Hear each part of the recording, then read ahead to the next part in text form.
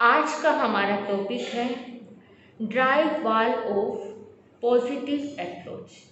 क्या है topic? Drive wall of positive approach. इसका मतलब है सकारात्मक दृष्टिकोण की सूखी दीवार। हम अपने घरों को गर्मी से बचाने के लिए, आवाज़ और आग से बचाने के लिए किस चीज़ का इस्तेमाल करते हैं? ड्राइव वॉल का। ड्राई वाल का करते हैं ना, ड्राइवर का आवरण चढ़ा देते हैं, जिसकी वजह से हमारा घर गर्मी से बच जाता है और आग से बच जाता है। उसी तरह से हमें हमारे जीवन के अंदर जो लोगों की क्रोध की गर्मी है, अन्य लोगों के क्रोध की गर्मी से और अभिप्रायों की आवाज़ से, संघर्ष की आग से हमें अपने जीवन को बचाना है, तो हमें किस चीज़ का यूज़ करना होगा? ड्राइव वाल का आवरण हमें अपने जीवन में यूज़ करना होगा। आप और हम सभी अच्छे से जानते हैं कि अगर सुख है तो दुख भी है, सूर्योदय होता है तो सूर्यास्त भी होता है। आसमान में अगर पूर्णिमा है तो आसमान में अमावस्या भी है। अगर बसंत पंचमी है, बसंत ऋतु है, तो पतझड़ का मौसम भी आता ही है। सर्दी है तो गर्मी भी है। जमीन अगर उपजाऊ है तो जमीन उखड़ती भी है। रस युक्त है तो पथरीली भी है। जीवन में सफलता है तो विफलता भी होती ही है, और विफलता है तो सफलता भी होती है। दुख है तो सुख भी होता ही है। अनुकूलता है तो प्रतिकूलताएं भी हमारे जीवन में होती ही है। मैदान में अगर जीत है तो हार भी कहाँ है? वही मैदान में ही है। और हार है तो जीत भी वही मैदान में मिलेगी। व्यापार में कभी फ़ायदा भी होता है तो कभी नुकसान भी हमें उठाना पड़ता है, और कभी नुकसान होता है तो कभी फ़ायदा भी उठाते हैं। कमाई होती तो खर्चे भी बहुत होती है। अगर एहसास में सुख है तो एहसास में दुख भी विद्यमान है। ऐसा नहीं कि सिर्फ सुख ही सुख है, दुख भी होता है। दुख भी है और सुख भी है। आनंद है तो कहीं ना कहीं खेद भी है मन में। पतन है तो उत्थान भी है। कर्म है और कर्मों के अंदर पुण्य है तो पाप भी है, और पाप है तो पुण्य भी है। आस्तिक लोग हैं तो नास्तिक लोग भी हैं। सकारात्मक लोग हैं तो नकारात्मक लोग भी इस दुनिया में हैं। शुभ है तो अशुभ भी है। शॉर्ट में कहा जाए तो ये जितना भी संसार है, पूरा संसार, समस्त संसार जो है वो क्या है?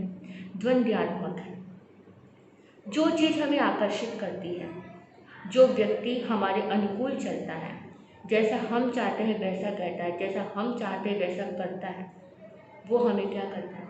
हमें अच्छा लगता है, हमें हमारे मन को पसंद आता है वो व्यक्ति, वो स्थिति, वो परिस्थितियाँ हमें अच्छी लगती जो हमारे अनुकूल होती है। तो उसके प्रति हम लोग कैसा व्यवहार रखते हैं? पॉजिटिव, सकारात्मक दृष्टिकोण होता है उन चीज़ों के प्रति, उन परिस्थितियों के प्रति और उन व्यक्तियों के प्रति।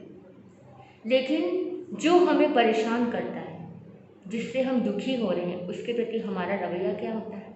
नेगेटिव, यानी कि नकारात्मक। यही रवैया होता है। जिसने हमें दुख दिया, जिसने हमें तकलीफ दी, उसके प्रति हमारा उपेक्षा भाव है। हम उससे नेगेटिव रखते हैं, नेगेटिविटी रखते हैं उसके प्रति। और जिससे हमें खुशी मिलती है, जिसने हमारे लिए बहुत कुछ किया है, उसके प्रति हमारा नज़रिया क्या हो जाता है? पॉजिटिव नज़रिया। लेकिन मेन बात क्या है जानते हैं आप? चुभने वाला प्रश्न क्या है? कौन सी बात हमें चुभ रही है? हमें परिस्थिति, वस्तु या व्यक्ति परेशान करते हैं, इसलिए हम उनके प्रति क्या बनते हैं?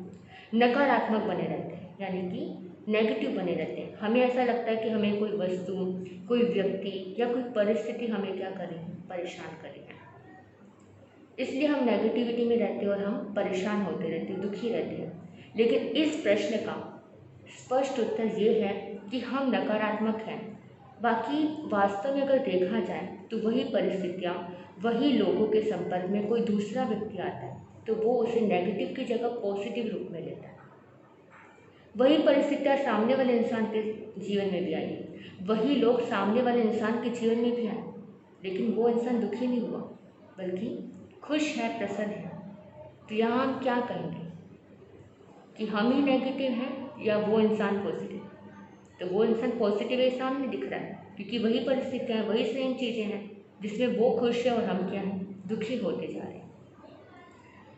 तो नकारात्मक बना देने की जो ताकत है, अगर उन लोगों में है, उन चीज़ों के अंदर अगर हमें नकारात्मक बना देने की ताकत है, तो उन चीज़ों का शिकार जो भी बनेगा वो सभी नकारात्मक बन जाते हैं। लेकिन वास्तविकता ऐसी नहीं है। किसी और के सामने ऐसी परिस्थिति आती है तो वो उसका डील करने का तरीका अलग होता है, वो उसे पॉजिटिव वे में भी ले लेता है।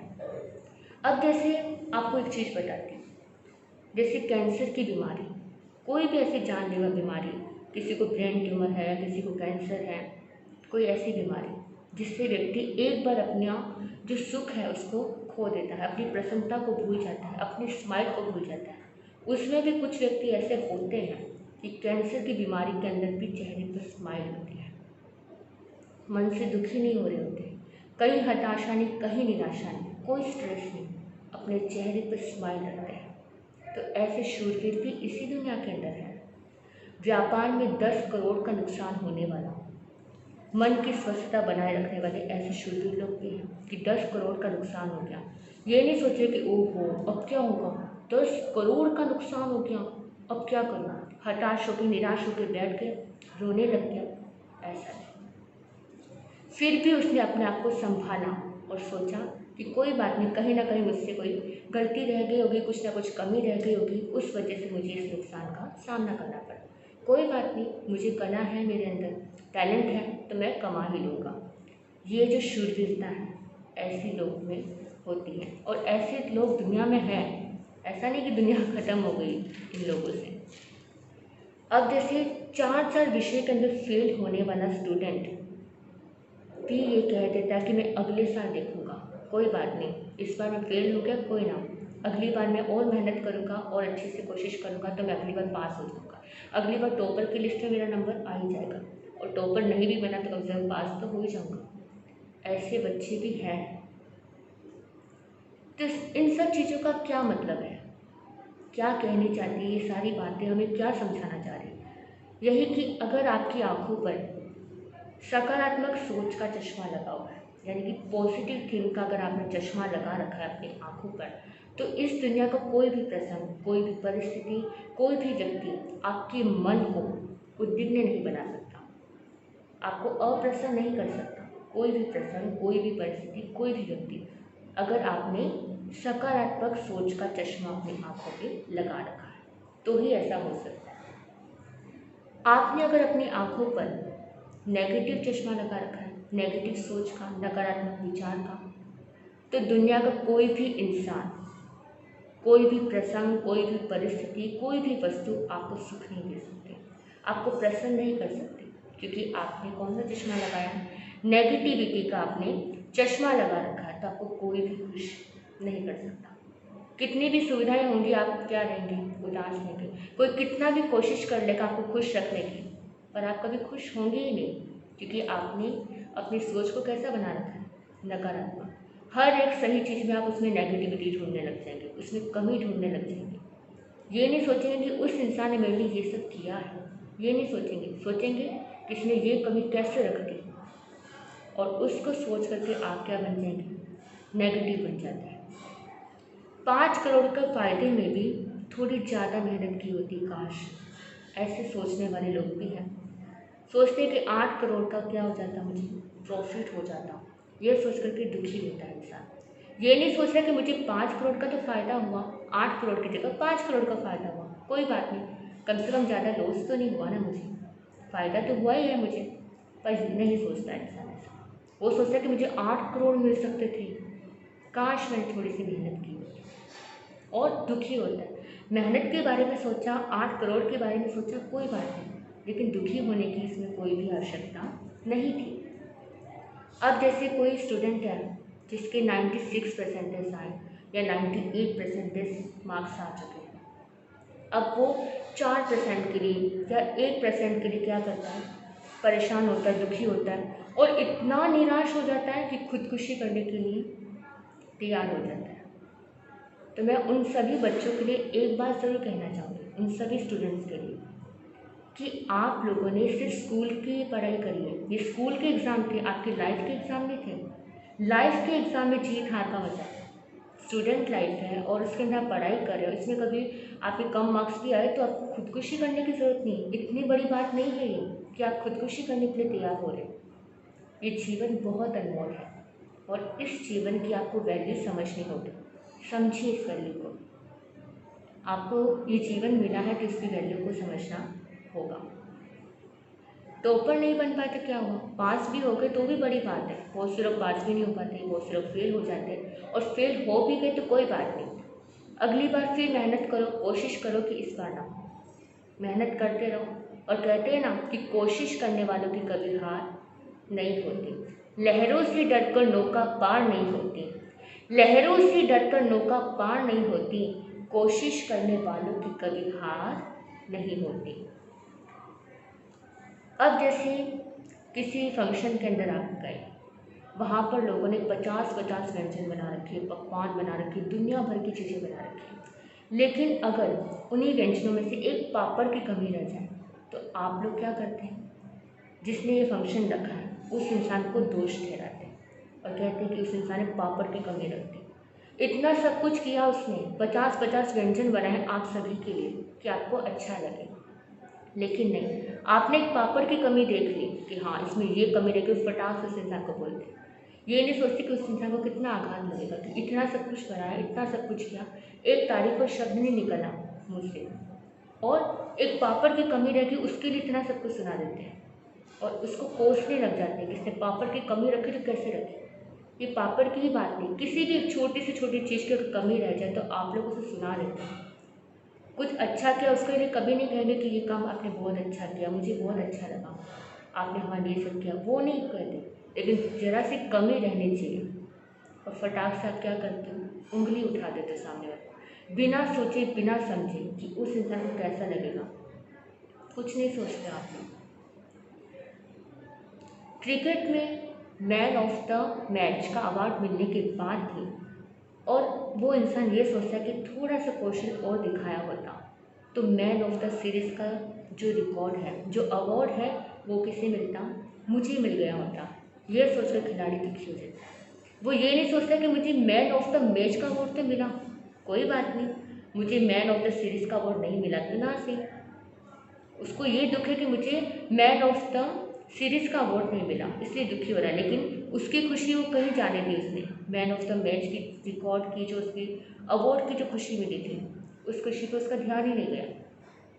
तो ये सारी वास्तविकता जो है वो हमें बताती है कि कांटे भरे रास्ते पर यदि आपने पाँव में जूते पहन लिए तो आपके चेहरे पर प्रसन्नता ही प्रसन्नता होती है। और आपके सामने अगर मिठाई का थाल है, लेकिन अगर आपके मुंह में छाले हो रहे हैं या कोई तीखी चीज़ें ऐसी हैं जिससे आपके छाले पे नुकसान पहुंच सकता है, आप खाओगे तो आपके छाले पे लगेंगे, आपको तकलीफ होगी, वो आप चीज़ें आपके सामने हैं लेकिन अपने छाले की वजह से आप उसे नहीं खा पा रहे, तो उससे भी क्या कर लो कि अपने मन को दुखी कर लो कि ओहो मेरे मन में, मेरे जबान पर छाले हो रहे हैं इसलिए मैं ये चीज़ नहीं खा सकता, और अपने आप को दुखी करते रहोगे। इतनी छोटी छोटी चीज़ों के लिए हम क्या करते हैं, अपने आप को दुखी करते हैं और दूसरों को भी स्ट्रेस देते रहते हैं, दूसरों को भी तकलीफ देते हैं। क्योंकि अगर आप दुखी रहेंगे तो आपके साथ रहने वाले भी तो दुखी होंगे ना, उनको लगेगा कि आप दुखी हो, आप तकलीफ में हो, तो वो इंसान कैसे खुश रह पाएंगे जब आप ही खुश नहीं हो। तो आप यदि सकारात्मक मनोवृत्ति के स्वामी बनते हैं तो आपके जीवन में कष्ट होने के बावजूद भी, चाहे कितने भी कष्ट आ जाए, चाहे कितने भी संघर्ष आ जाए, चाहे कितने भी बुरे लोगों से आपका पाला पड़ जाए, कितने भी बुरे लोगों से, कितनी भी परिस्थितियाँ खराब हो, पर आप क्या रहेंगे, हमेशा खुश रहेंगे, प्रसन्न रहेंगे, चेहरे पर, फेस पर आपकी स्माइल होनी चाहिए। और अगर आप नेगेटिविटी के शिकार हैं तो दुनिया का कोई ऐशो आराम का साधन, कोई व्यक्ति विशेष, कोई परिवार आपको खुश नहीं कर सकता, क्योंकि आप नेगेटिविटी के शिकार हो चुके। तो वो चाहे कितनी भी कोशिश कर ले, आप खुश होने वाले ही नहीं हैं। तो आप क्या रहेंगे, हमेशा अप्रसन्न रहेंगे। तो संदेश स्पष्ट है कि आसमान में आने वाली अमावस्या को रोकने की क्षमता भले हम में ना हो।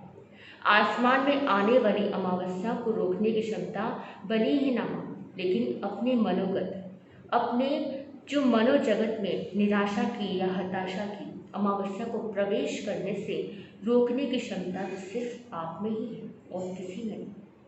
अमावस्या को आप नहीं रोक सकते आसमान में आने से, लेकिन अपने मन की जगत में, अपनी मन की दुनिया के अंदर, अपने दिल के अंदर निराशा ना आए, हताशा ना आए, इसको रोकने के लिए कौन कर सकता है?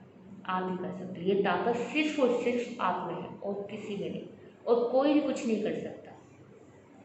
आसमान में पूर्णिमा प्रकट होने से रोकने की क्षमता भली हम में नहीं है, आप में नहीं है, हम में नहीं है, लेकिन सुविधाओं की भरमार के बीच कितनी भी सुविधाएं, कितने भी ऐशो आराम के साधन हैं, उस बीच भी तो उस आसमान में प्रसन्नता के पूनम को, जो हमारा मन है, उस आसमान, मन के आसमान में प्रसन्नता रूपी पूनम को यदि आप नहीं खिलने देना चाहते, तो वह पार्श्वी ताकत भी किसमें है? सिर्फ आप में है। कि आपकी जैसे आसमान में पूर्णिमा का प्रकट होने की ताकत है और उसे आप रोक नहीं सकते। आसमान में पूर्णिमा प्रकट होगी तो होगी, उससे कौन रोक सकता है? लेकिन आपके मन के अंदर, आपके दिल के अंदर जो पूर्णिमा है, आप उसे अगर ना खिलने दें तो वो जिम्मेदारी आपकी है। और उस पूनम को अपने मन में, कौन सी वाली पूनम? प्रसन्नता की पूनम, अपने मन के अंदर प्रसन्नता की पूनम को यदि आप नहीं खिलने देना चाहते, तो वह पार्श्वी ताकत, वो राक्षसी ताकत किसमें है? वो भी आप में ही है। तो अब फैसला आपको करना है, डिसाइड आपको करना है, निर्णय आप सबको करना है कि अमावस्या को रोक देना है या पूनम के साथ विद्रोह करना है। इन्हीं मंगल भावना के साथ मैं अपने वक्तव्य को यही विराम देती हूँ। ओम शांति।